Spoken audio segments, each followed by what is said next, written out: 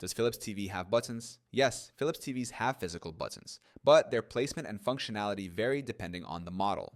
Most modern Philips Smart TVs have a minimalistic design, with only a power button and basic controls hidden on the back or bottom of the TV. 1. Location of buttons on Philips TVs.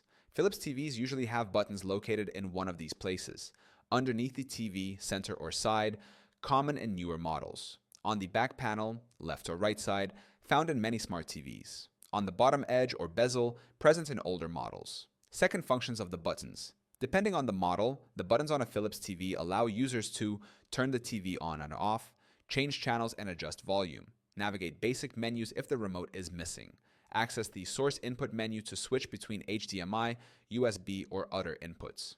3.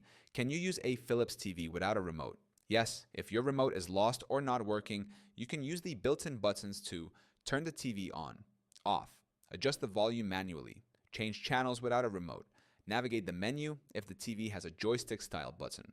Fourth, alternative ways to control a Philips TV without buttons. If you don't want to rely on physical buttons, you can use the Philips TV Remote app, available for Android and Google TV models.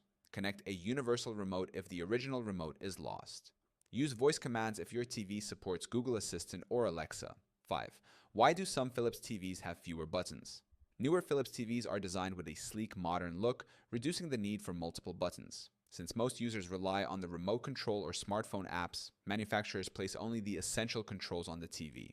Philips TVs do have buttons, but they are usually hidden and minimal. If your remote is lost, you can still turn the TV on, off, change channels, and adjust volume using these built-in controls.